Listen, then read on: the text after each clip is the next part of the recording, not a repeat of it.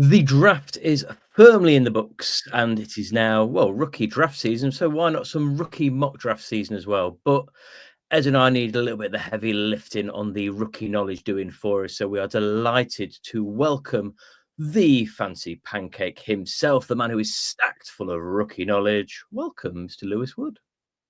Thank you very much for having me. I love stacked full of rookie knowledge. That's huge. It's a delight to be joining you guys.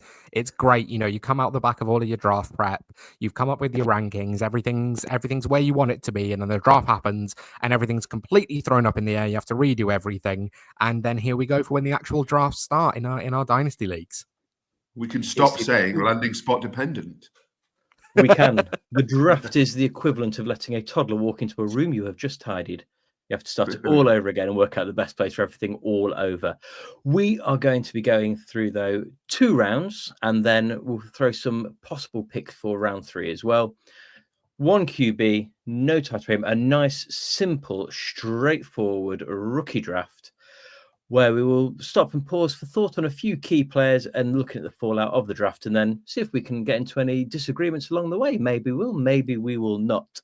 This is the first mock draft, so bear with any technical issues. But should we get straight into it, gentlemen? Let's do it.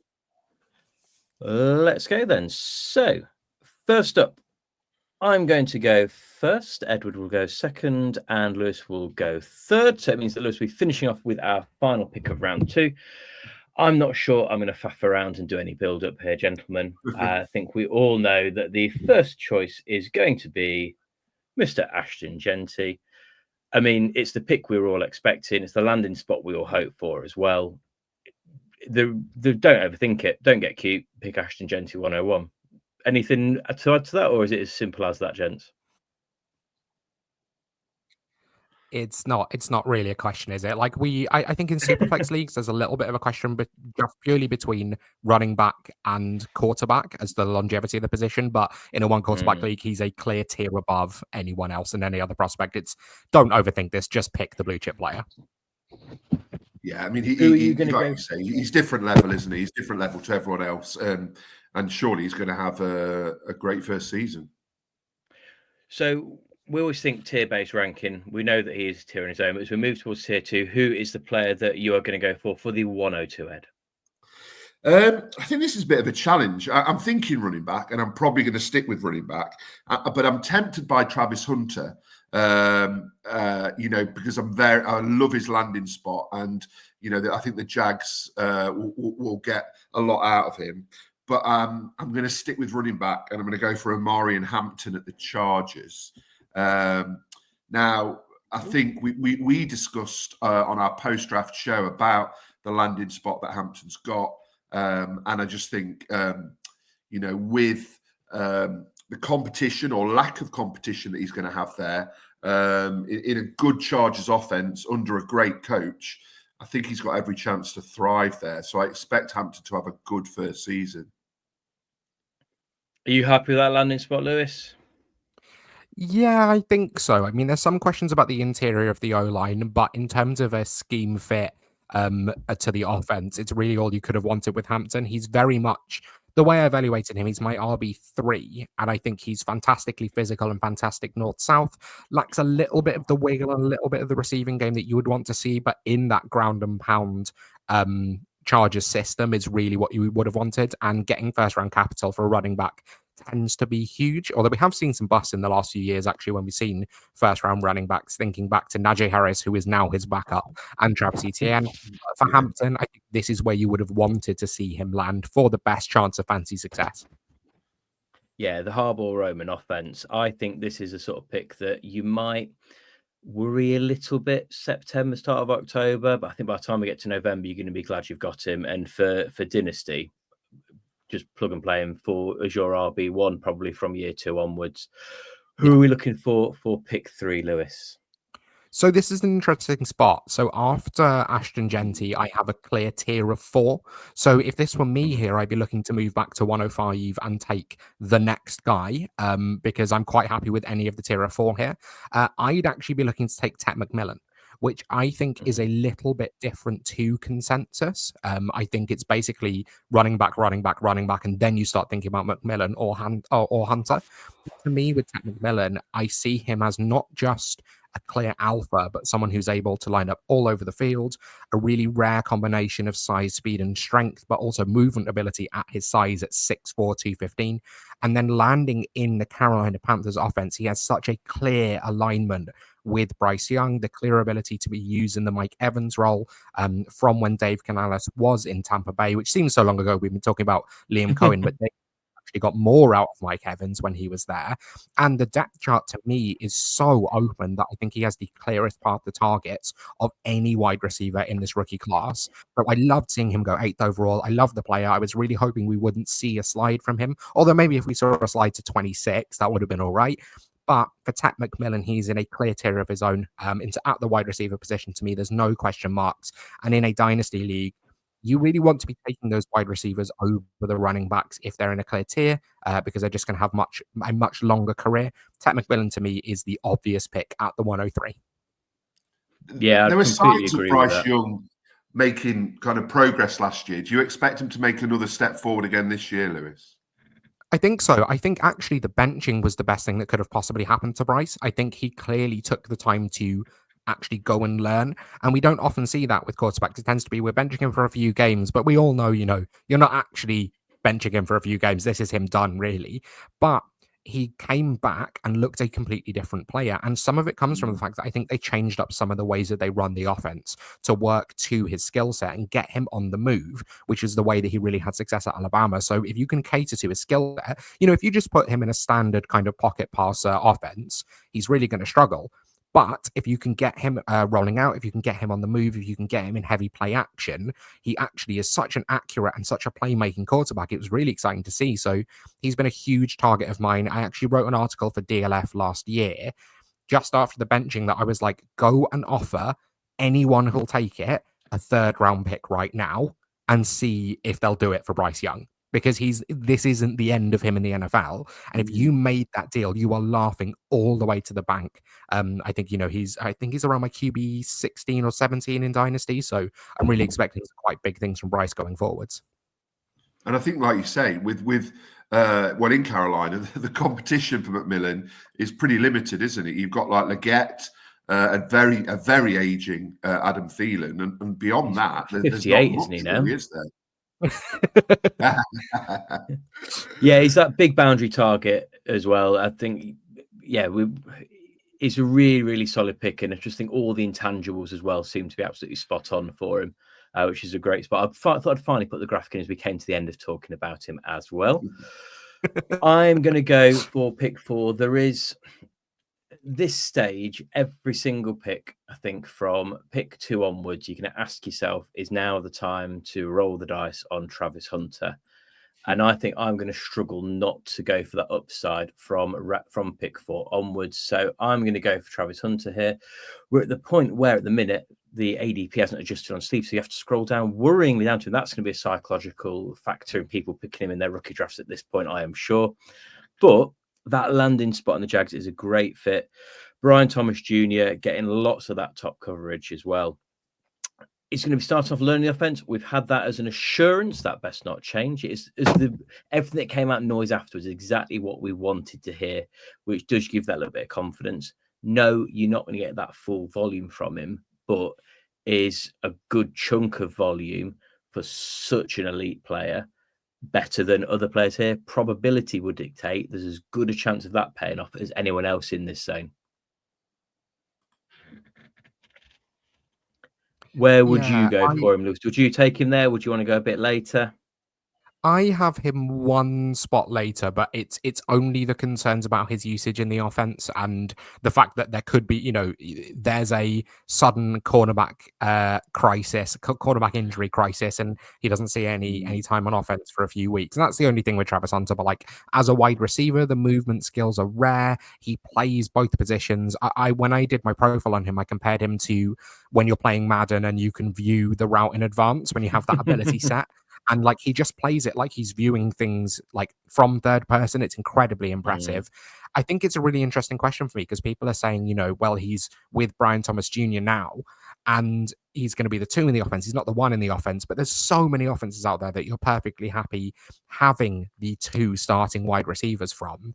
And I think just because he's next to Brian Thomas Jr. shouldn't downgrade him in Dynasty. I think it's a fantastic landing spot with such a smart play caller and a quarterback that I think is really on the rise as well.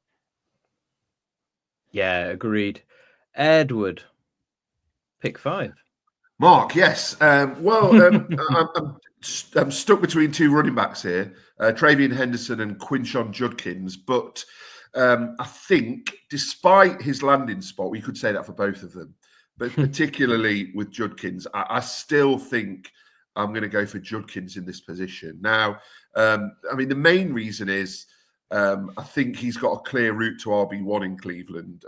It looks like Chubb is on the move. The latest I heard, I think NFC North team was interested in potentially the Bears. So Chubb looks like he's on the move. So that leaves his competition really as Jerome Ford. And I think we've said before that Jerome Ford has proved time and again that he's not an RB1. He's a backup, really. So I like Judkins. He was one of my favourites when we did our deep dives into the running backs pre-draft. And despite him going to a team that is, I don't know how to phrase it kindly, in a bit of a mess. You can say shit, it's fine. I like Judkins, and I think he's got. I think he could have a solid season in Cleveland. I think we spoke about him before. He's the running back that's got the potential to really outperform his draft capital in your rookie drafts because of that punching a ticket ability. Given the ball near the goal line, there's a good chance he's going to get you the 6. So that could be really interesting. And Ford doesn't give you much kind of worry around that.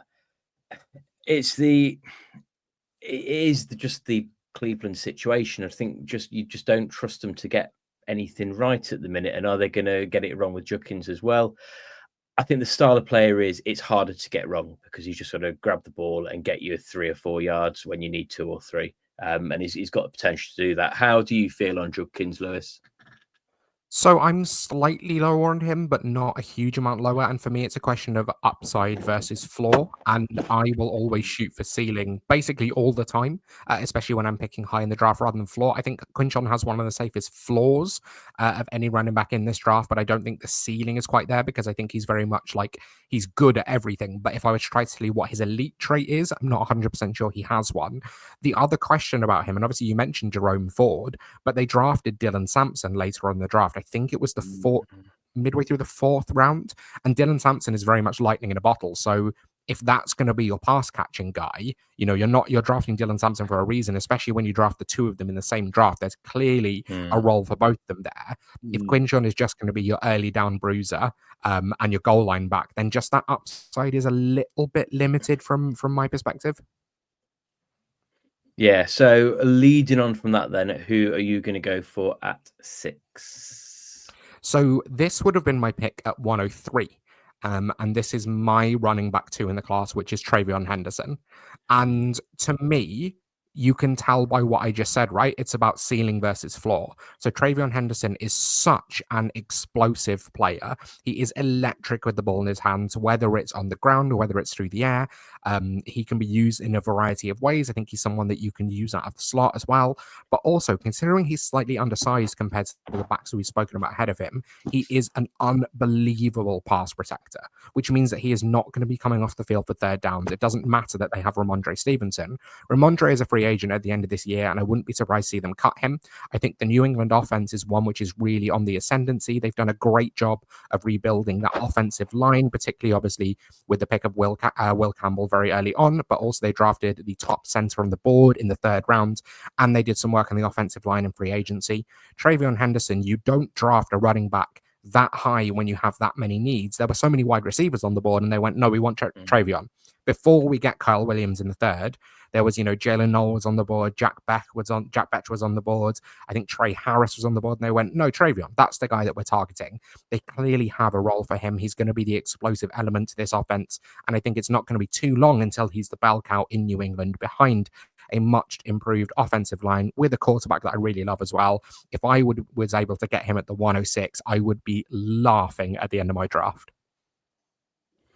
Yeah, he's the player that between him and Travis Hunter, I was really kind of debating for, and I loved him during the pre-draft process. He reminds me of Gibbs, like in the fact that he can get you a touchdown from anywhere on the field, and I think him alongside Drake May, that's going to be really exciting watching those two develop together over the next kind of 2-3 years. Yeah, my comp for him when I did my video on him was Aaron Jones. And that was a player who never, ever came off the field, who had that, early Aaron Jones when he was in Green Bay. When you get those sleeper notifications through, you'd be like, Aaron Jones rushed for 30 yards. Aaron Jones got a touchdown, 64 yards. Like, he really was an explosive play threat. And not so much these days, but someone who would never come off the field, was good enough in short yardage situations, and had a three down skill set. There's a lot of Aaron Jones that I see in his game. Yeah, no, I think he's going to be a very, very exciting prospect. And I'm going to go next for a player that I was also very excited about pre-draft, a player that I'm not surprised as where he went as perhaps some people seem to be, but a player that has certainly elevated his own draft stock now. And I am going to go for, when I find him, Mr. Colston Loveland. I think, was it a huge surprise he went where he did? Possibly to the Bears, when the Bears we knew were going to be looking for a running back, but I don't know. I just think it's such an exciting pick for him. I think it's an exciting pick for Caleb Williams. Obviously, that offensive line has had some reinforcements as well. Ben Johnson, the tight end guru, after the wonders he did with Sam Laporta, I think everyone's expecting that now. Is that a kind of too high? Possibly, but he's in safe hands with his coaching staff.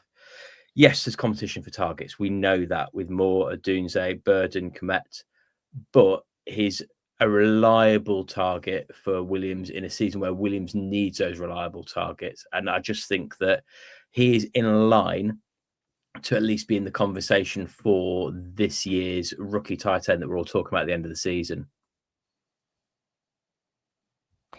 Yeah, he comes straight into the league as my Dynasty tight end 3. I would have taken him one spot earlier than this, so I would have taken him over Quinshon Judkins, regardless of there being a premium. I absolutely loved Loveland. He was my tight end 1 going into the pre-draft process, so before he went over Tyler Warren, and it was so exciting to see him go where he did. I think it's a perfect landing spot. I think he also, all 4 of the weapons, there's going to be spike weeks for some of them and lower weeks for others, although I wouldn't be surprised to see DJ Moore actually end up getting moved from some of the quotes that we've seen.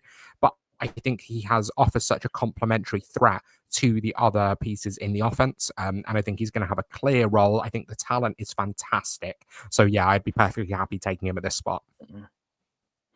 Ed, before we move on, can we make a mental note that when we do heroes during the season, when he has a big game, we are going to use the pun going to Loveland? I imagine that'll happen at some point indeed. Right, Ed, who are you going for pick 8?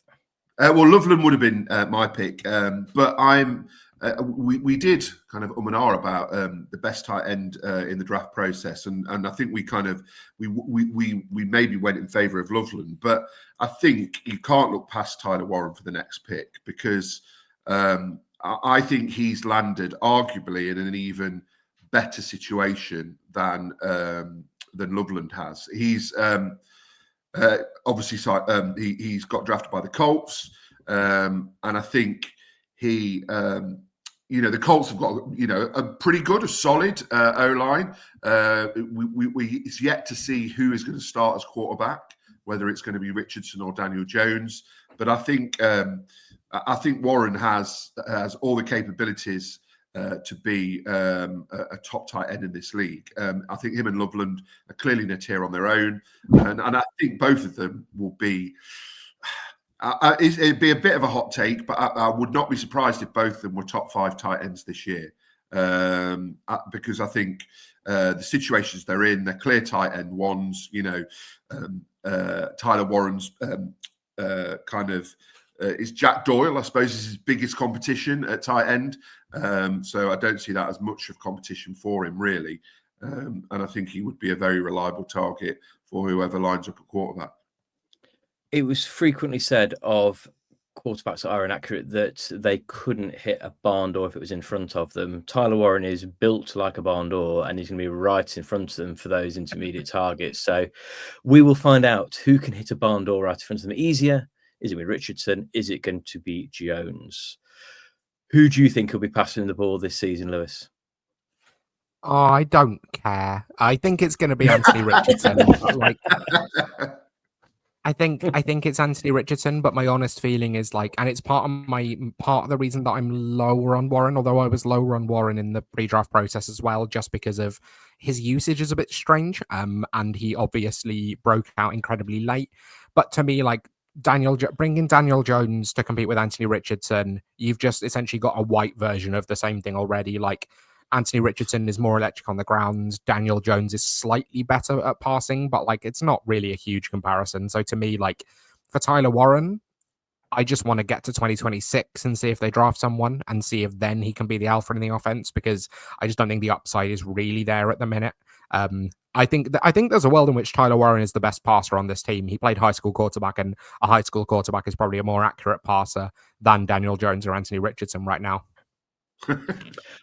I'm going to throw my hot take and prediction that his QB1 of the future will be Mr. Riley Leonard. I can see it happening, and give it a couple of years. We shall see what happens. 8 picks in, though. I think it's time to remind you, please, to subscribe, like, and give us a share over on YouTube or your podcast app of choice. But while you're there, also make sure you follow Fancy Pancake, Mr. Lewis Wood. Not only if you get involved in this content, you can also get a copy of his excellent rookie guide that, if people aren't happy, Lewis, that you've given this free rookie guide before the draft, what could you offer them any more than incoming updates to said rookie draft as well? Yeah, I'm going to be redoing it with landing spots and draft capital and redoing my rankings. I've already put my top 24 Superflex rankings out there as well on Twitter, so you can go and find them. But the new rookie guide will be coming at some point in the next week. It is a lot of work to redo, and obviously I do it by myself, but it's always going to be free. And I've been really enjoying the feedback that people have been giving so far. So I'm excited to send people the proper guide when it comes out post-draft in a week or so. We often say that we put your rookie guide now alongside Rich Cooling's rookie guide as the answers at the back of the text. But when Ed and I have gone through doing our research, if we're on track with you and Rich, we know we are on to at least some accuracy with our takes.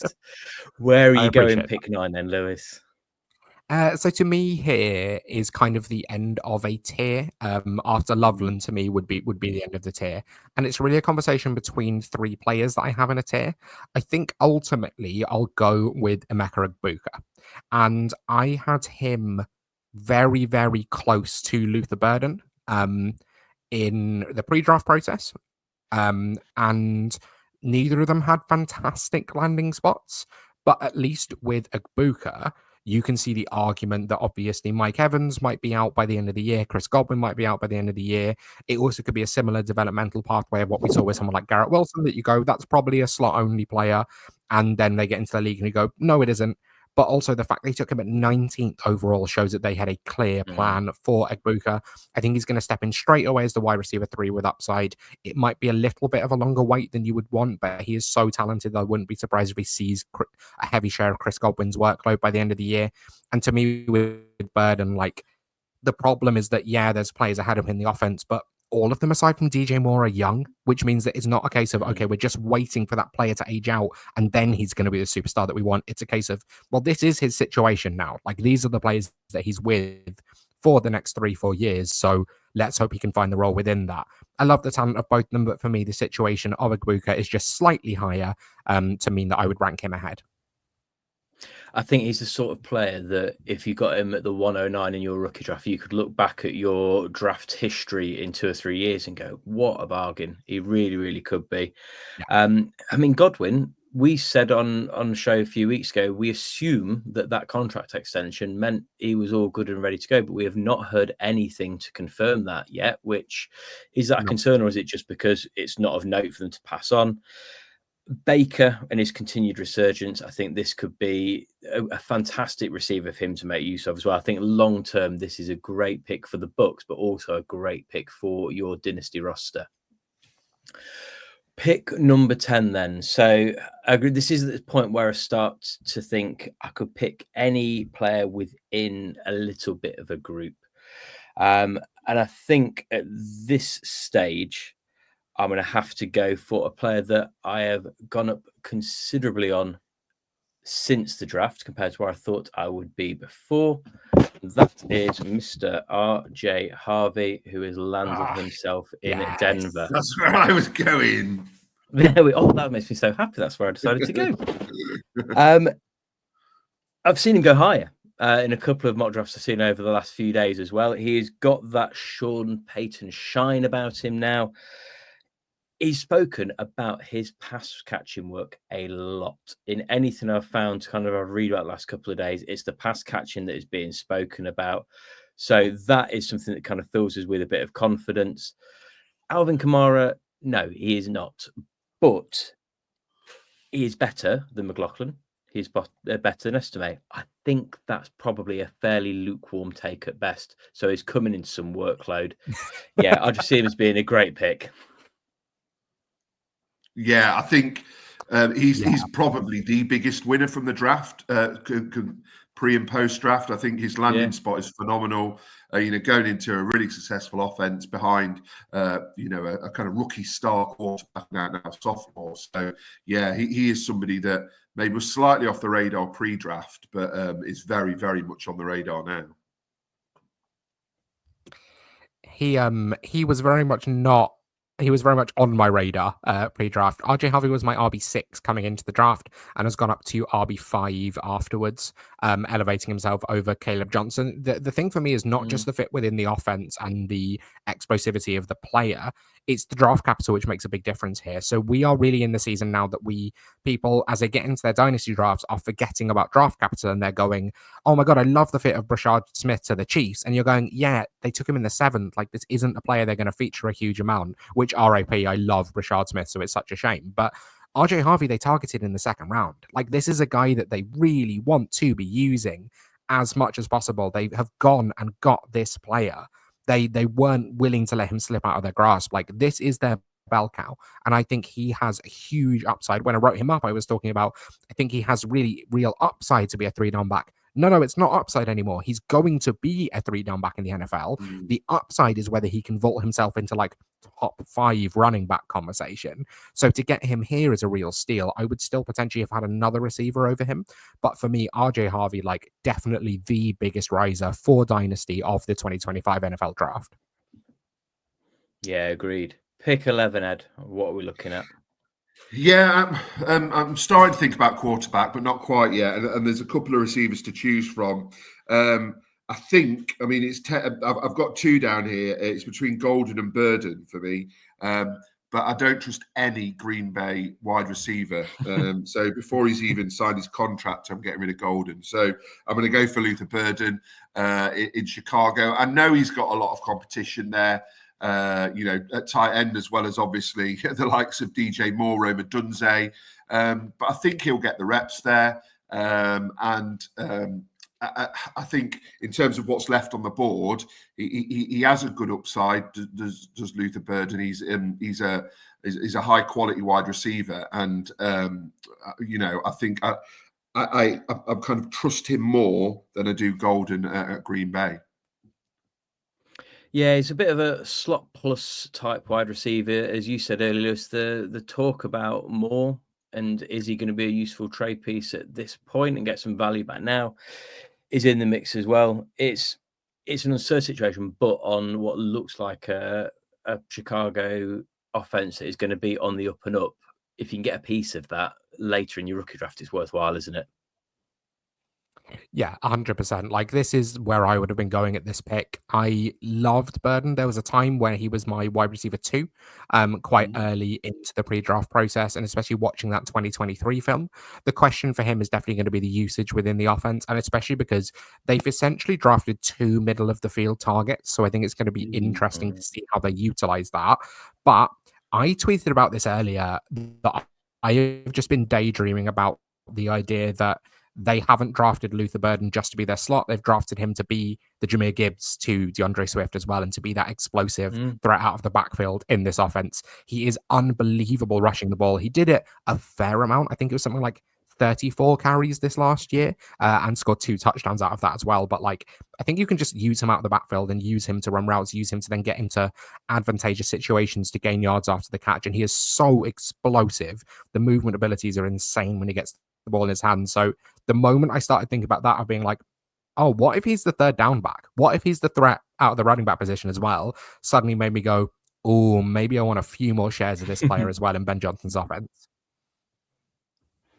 Yeah, absolutely. Let's finish off round 1 then. And who are you going for at pick 12? So again, this is a little bit of a debate for me. It's between 2 players, and we've just dropped out of a tier with Luther Burden. I think in this situation, I would go with Caleb Johnson, who obviously got drafted to the Pittsburgh Steelers. Caleb Johnson is a really good rusher in outside zone situations, in outside zone schemes, which was a little bit of a worry coming into the draft, because you were going, he needs a specific situation to succeed. He found it. Running in Arthur Smith's offense, he's going to be incredibly successful, and I'm excited to see the way in which he can use that nose for the end zone. He can use that tackle breaking ability, and he can really thrive in a system that I believe will maximize his existing skill set. Jaylen Warren is a really perfect partner in the backfield for him.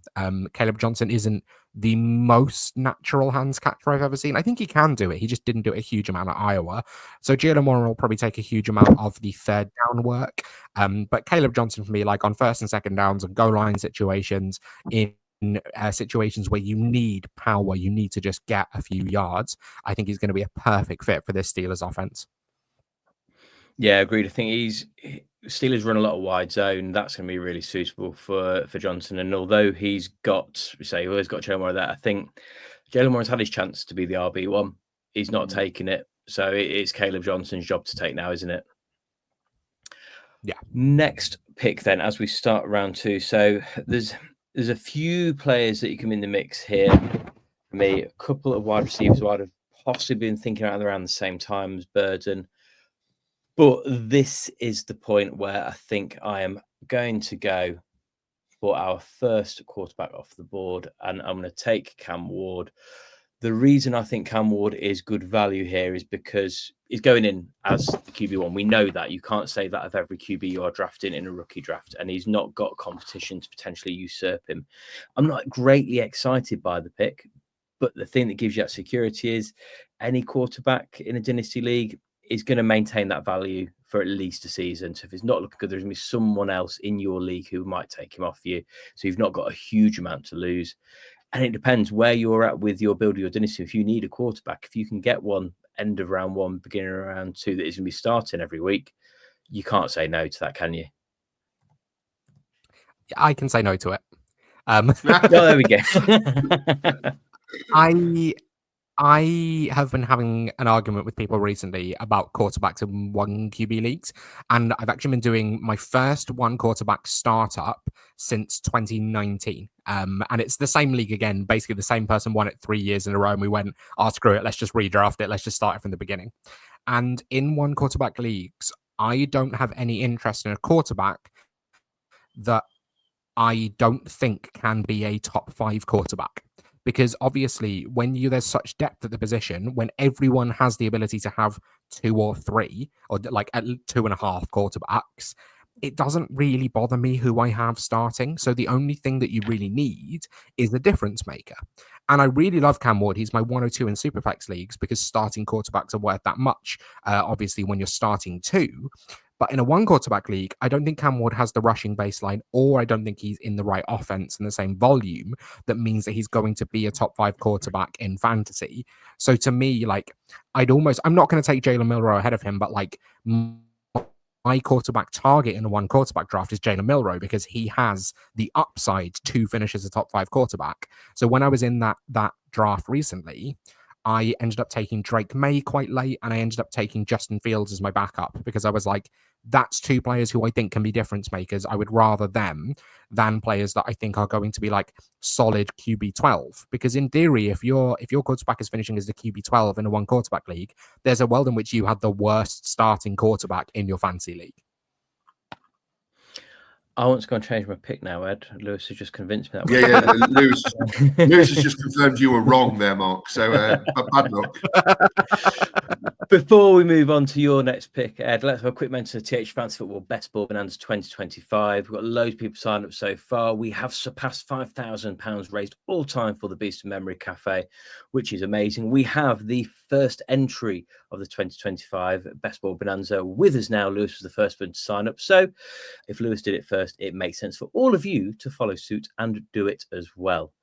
Head over to any of our social media handles or drop us a message and we'll get you involved. Ed, it's time for you to get involved with pick 202, though. Who are you going with?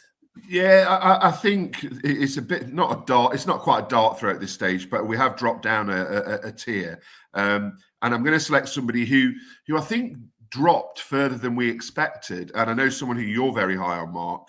But actually, I think his landing spot is pretty decent. That's Cam Scatterbo, running back at the Giants.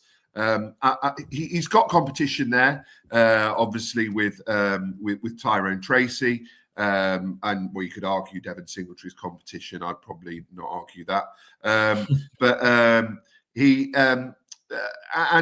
think he's got the talent. He's an explosive back, is Scatterbo, and I was quite excited to see where he went. But yeah, going the fourth round maybe wasn't where he would have hoped. So I imagine he'll have a bit of a chip on his shoulder when he ends up at the Giants.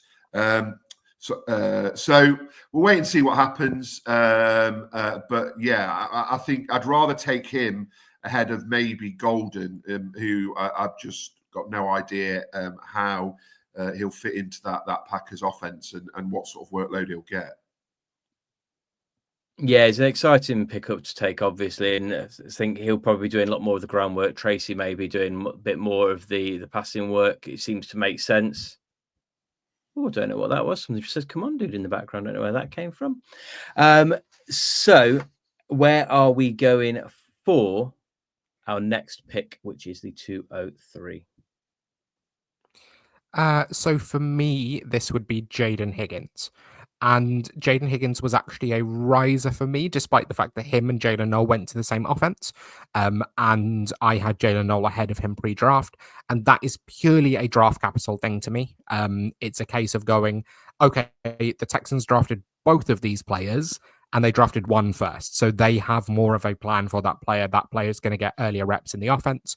I think there's a world in which Jalen Noel starts behind Christian Kirk. Don't talk about Jalen Noel entirely when you just pick Jaden Higgins, Lewis, just because you love him. Jaden Higgins, I think, is potentially going to be the power slot in this offense, but also work as an X on the boundary. So really nice compliment to Nico Collins, someone who can really hand fight with DBs, someone who can win contested catch situations, but also someone with some nice movement abilities, someone who I think could have gone towards the back of the first, and I would have been more interested in. I like Matthew Golden, but my problem with him going to the Packers is that they now have a bunch of wide receiver twos. Whereas if you'd taken Jaden Higgins, you could have said that's the alpha, and now everyone else is role players around him. Jaden Higgins to me, like, yeah, the volume in terms of having Nico Collins there as well. He's not going to be the one in that offense, but it's going to be enough of a pass-happy offense that means that it's likely that he can finish as a solid wide receiver 2 or 3 going forwards. And I do like the landing spot for him opposite Nico Collins. Yeah, it's that Houston piece of the puzzle is interesting, but I just think the way that we've seen he can support numerous fantasy relevant players, haven't we? So we certainly can't rule that out happening again. And Higgins is an interesting pick, certainly to land there, and someone that if you can get him at this stage of your rookie draft, looking there, if you ended up with McMillan and Higgins coming off the back of this, if you were picking from the 3, you're very, very happy with the reinforcements you've made, aren't you there?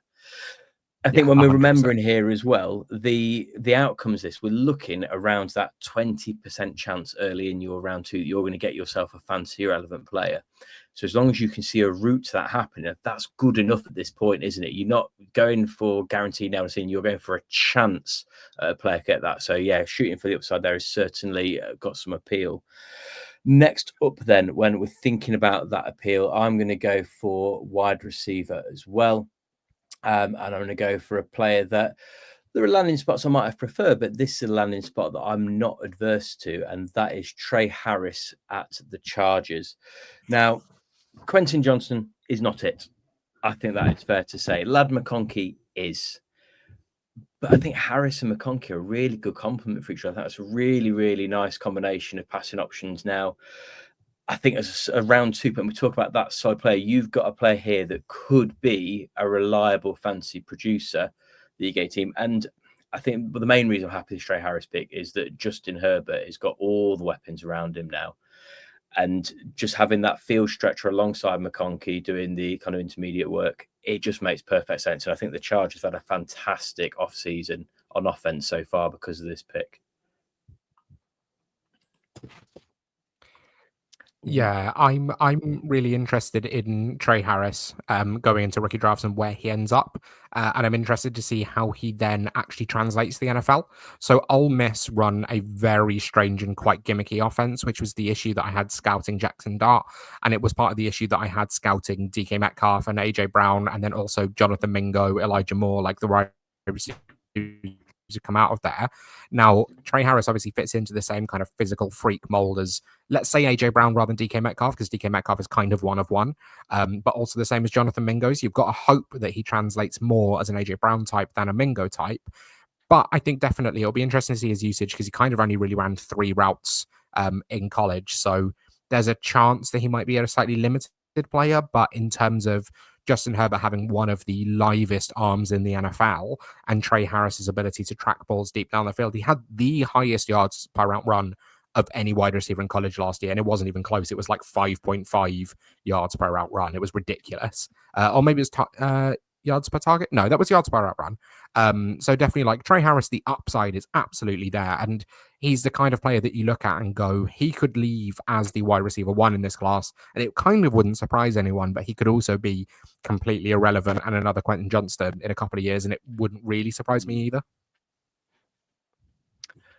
Where are we going next, Ed, for the 205? Well, I probably would have selected this guy ahead of the previous 2. And that's Jack Beck, who's ended up at the Raiders. Second round pick for the Raiders. I think the Raiders are going to be an exciting team this year. Obviously, they've got a new quarterback in Geno Smith. You've got Brock Bowers. And then you've got Jacoby Myers, but I think there's no reason why Jack Beck can't, make the aim to be wide receiver 1 there. He's a physical pass catcher. He's great in contested catches, strong physical, and decent route runner as well. So although he's not the most talented receiver in the class, I think where he's ended up, I think that there's a chance he could, put up a few decent fantasy scores this year. How do you feel about him, Lewis? I really like Jack Beck. I have him as my wide receiver 9, so a little bit lower than he's being drafted here, but the fit for him is really nice in this offense. The depth chart is really open. To me, Jack Beck profiles as like your favorite wide receiver 2 rather than an alpha in an offense, but then Brock Bowers is the alpha in this offense. He is physical. He is an incredible blocker. He is relatively shifty. His route running could use some refinement, but like, he does what he needs to do. But he is just like a player, kind of gets stuck in, does the hard stuff, incredibly tough to bring down. I like the fit in this offense. I like what they're going to with the amount of physicality, and having him, Genty, and Bowers on the same offense just has a huge amount of players that are just incredibly difficult to get to the ground. Where do we go for the middle of round 2? Who's your next pick going to be, Lewis? So this to me is Matthew Golden. And Matthew Golden came in to the draft as my wide receiver 5, and he ended up as my wide receiver 6. So there are definitely some issues with his skill set. I think he's a really nice route runner. I think he doesn't play as fast as he timed. That was kind of the issue. But the answer to that is that he is a track athlete. He run 100 meters all through college, so he knows how to run 100 meters. That's why he runs faster than he plays. But I really like the skill set there. I don't particularly like the fit in Green Bay. Their depth chart is so full of relatively average players, and I fear that Matthew Golden could get a little bit lost in the sauce there. But again, you don't take a player in the first round without a plan of how to use them. I trust Matt LaFleur to use him in the offense. I trust Jordan Love. I think if you can get a first round receiver at the 206, you should be incredibly happy. And I think, again, this is a question of like landing spot, of how important landing spot is versus talent, that we don't particularly like the landing spot, so we let him slip all the way to the 206. But if we've been doing this pre-draft, he probably goes towards the back of the first. So what changed to make us that low on him? Obviously, what changes, he got drafted, but the player is still the same player that we saw beforehand. So if you liked him beforehand, you should still like him now. If you didn't like him beforehand, fine. I think he's a player that I've been consistently a little bit lower on, but there's a point for every player on the board. And this feels a position where, doubts or not, that makes perfect sense to be taken around there, doesn't it? Looking at who I've got left on my list then, and I'm starting to think routes to success. And there's only a couple of players that I think have a route to being the number one at their position on their team. I'm going to go for a player that I've grown considerably on through the draft process. And this is probably a bit higher than most people take him, but I just want to talk about him. And that's Mason Taylor. I absolutely loved the landing spot for Mason Taylor. He's a player that, when we did our tight ends show, initially was on the fringes of kind of players that I was interested in. And then afterwards, I thought, I want to go back and have a look at it. And I decided to kind of come round to him a little bit more. I think you'd put some bits about Mason Taylor out on your social media as well. And then just the more you watch about him, the more he seemed like a player that was going to be a sleeper. You land in New York, no, not an amazing landing spot, but you've landed as the tight end 1 on your team. That is quite easy to see. You've landed in a situation where, after Garrett Wilson, your target for competition are Lazard and Johnson. I'm feeling confident Mason Taylor is going to get some good work here. And I think the key thing here as well is Justin Fields needs a good season. He's going to need a security blanket. He's going to need a little bit of a comfort pass every now and then. And Mason Taylor will be just that. Am I being too high on Mason Taylor, or have I got it about or bang on? No, I really like Mason Taylor. He's my tight end 3 and someone that I was interested to see the landing spot of. He was linked quite a lot to the Eagles at the back of the first, which obviously would have been quite interesting.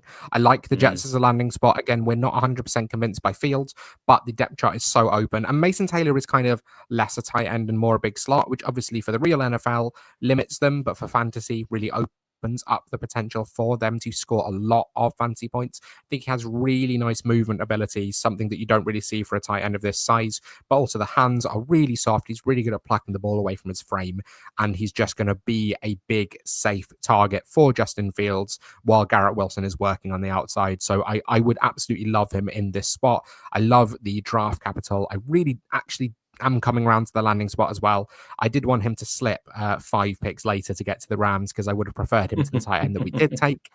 But Mason Taylor, I think is going to be a star for fantasy. Probably not in year 1, but going into years 2 and 3. Who are you going with next? Who's your next choice, Ed?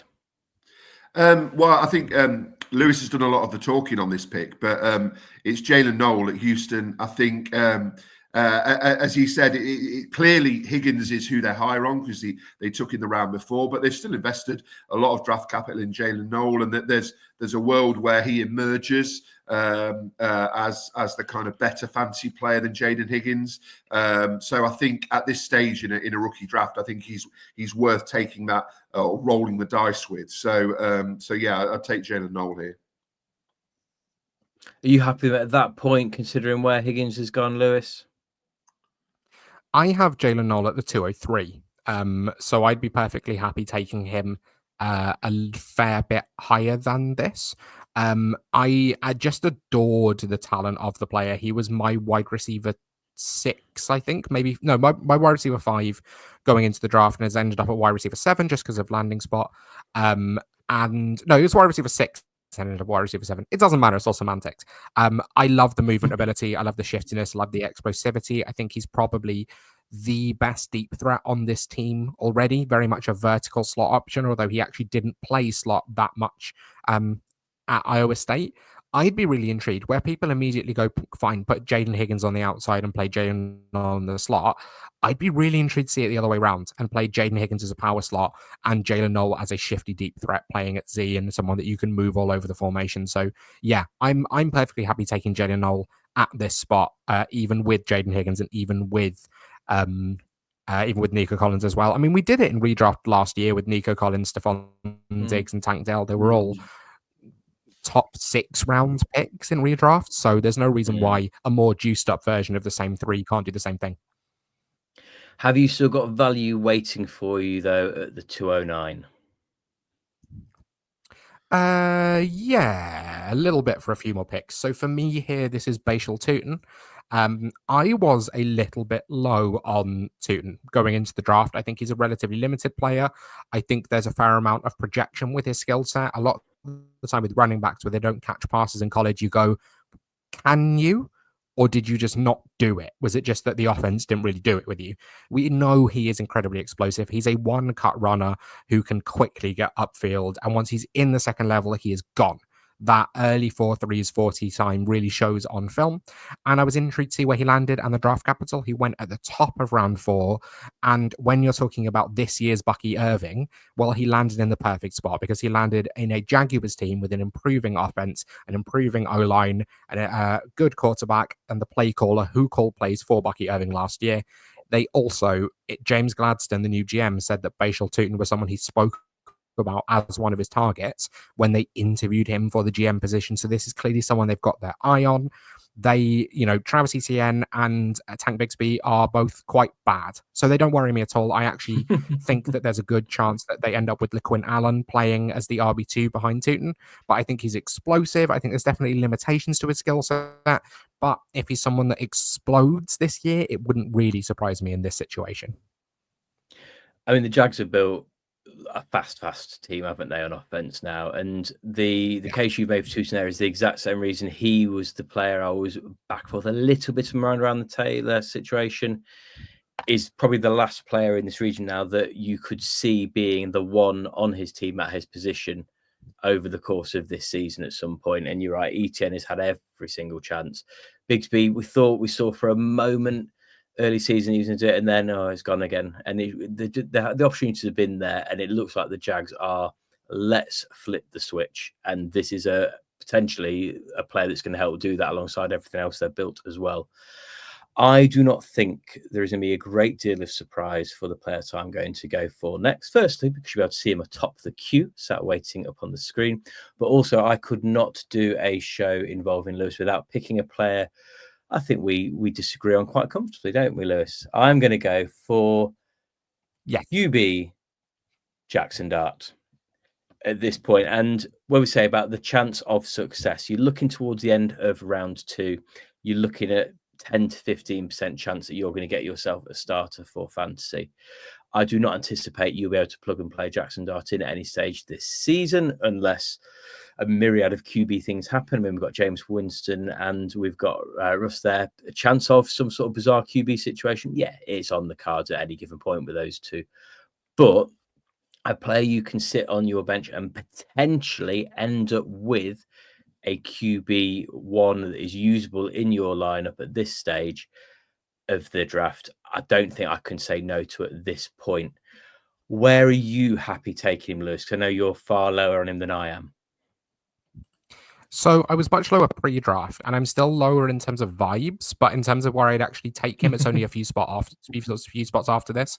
So I currently have him at the 212. He might move down a couple of spots, and actually, when you're on the clock, would I ever actually take him at the 212? I'm not sure. He ended up as my QB2 in the class just because of draft capital and then the likelihood he actually starts. Jaxson Dart is going to be the starter for the New York Giants. We're projecting whether Shedeur Sanders might ever see the field for the Browns. We're projecting whether Jalen Milroe might develop for the Seahawks, whereas Jaxson Dart is going to start. So you have to take him as the quarterback too. You're not smarter than 32 NFL teams in seeing what's going to happen in the future.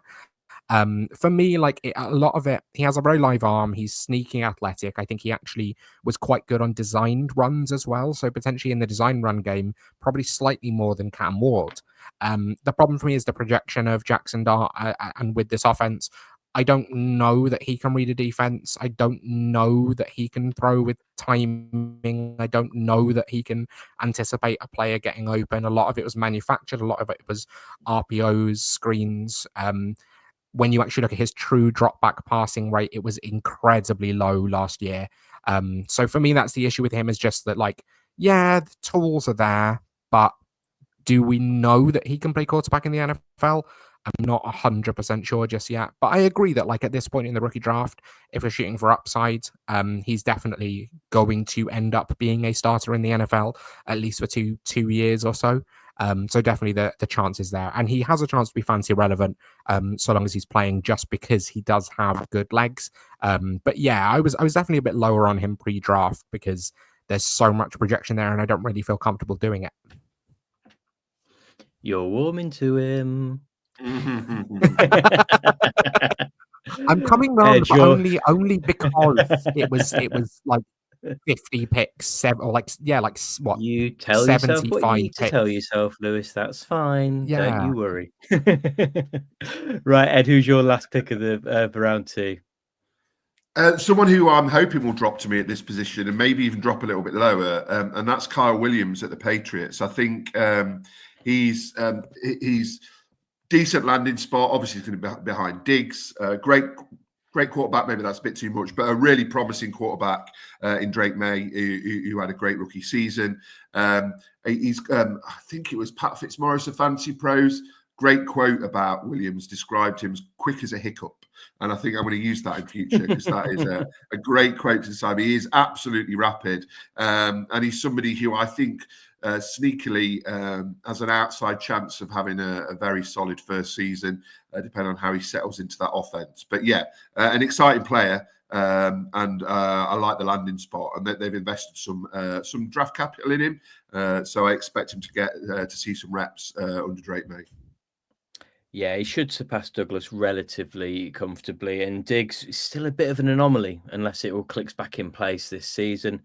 I just think he's a player that could really grow into a solid, reliable type for Drake May as he continues to grow. And so Drake May's another massive winner from this whole draft process as well. We've always got around him, isn't he, Lewis? Yeah, absolutely. Drake May was my number one winner when I posted the video yesterday about my winners and losers, veterans from the NFL draft. Drake May is 100% the biggest winner for fantasy. The final pick before we discuss some dart throws in round three. Who are you going to bestow the honor upon, Lewis? Well, before we get to the last pick, I just want to say that we have perfectly gone through my one QB top 24 with this last pick, excellent. Obviously in a different order, but all of the players are my top 24 players. So I'm very impressed, boys. This for me would be a tight end. And even though I'm a Rams homer, it's not Terrence Ferguson. This is my tight end 4, which is Elijah Arroyo. So Elijah Arroyo is a huge projection to the NFL. He was injured basically 3 of his 4 years in college, and quite significant lower leg injuries as well. But the upside is absolutely there. He is the most athletic tight end in this draft, and that includes Colston Loveland and Tyler Warren. He is a big play threat down the seam. He has fantastic hands and is sneakily quite a good route runner as well. The depth chart is completely open in Seattle. I actually comped him to Noah Fant, who obviously they have, but I wouldn't be surprised to surpass him very quickly. And what the Seahawks have in, sneaky slot guys, not snot guys, they lack any form of size in the receiving game. Obviously with Torrey Horton as well, but I wouldn't be surprised to see Elijah Royer become the red zone weapon for Sam Darnold really quickly. And so that's why he ends up as my 212. Yep, and I would agree with that as well. I think it's really, really exciting prospect. And once again, because of those injury concerns, could end up being a really good value pick as well, potentially. That concludes our 2 rounds. As we enter round 3 then, who are other players that you would be wanting to potentially roll that dice on? You've got that 5-ish% chance that you're going to get a fancy relevant player on here. I mean, there's an obvious name to throw in. Is there a stage you are happy that you can't pass on a value of Shedeur Sanders, or is one of 5 QBs on a roster notoriously awful at handling QBs someone you're just not interested in at any cost? Shedeur Sanders for me in 1 quarterback leagues is basically off my board. Like I said earlier, I'm very low on quarterbacks in 1 quarterback, and I'm not really looking to draft backups until maybe midway through the 4th if I think they have upside. The upside of Shedeur Sanders just isn't really there because he's not a runner. He doesn't have a big arm. So in 1 quarterback leagues, even who is the starter, I probably wouldn't be looking at him until the back of the 2nd.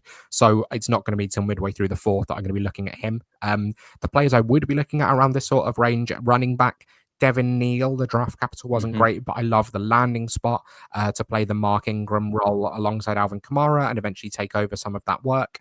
Dylan Sampson, again, they drafted him with a role in mind. They drafted him the 4th, so he's going to be a complementary piece, and he is incredibly explosive. At wide receiver, my guy Ty Felton went at the back of the 3rd round.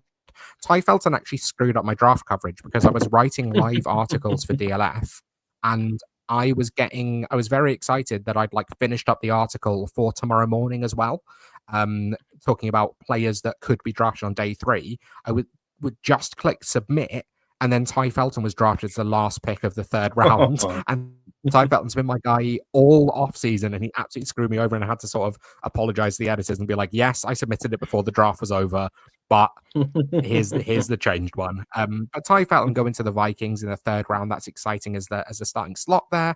Elika Yomenor, massive slide for him all the way down to the 4th round, but I like the skill set with Cam Ward, and I like the open depth chart there. And then at tight end, I think definitely Terrence Ferguson and Harold Fannin Jr. have to be targets, drafted in the 2nd round. Or I think Harold Fannin was the first pick of the 3rd.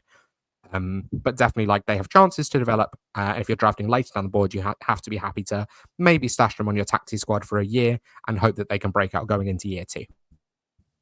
A player that I'm going to be looking for after round 3 is done in all probability, and it's a player that Rich mentioned on our sleeper show as a deeper sleeper, and a player that I'm certain you will have an opinion on, Lewis. Jarquez Hunter, is this the end for Blake Corum, and is he worth sticking on our taxi squads?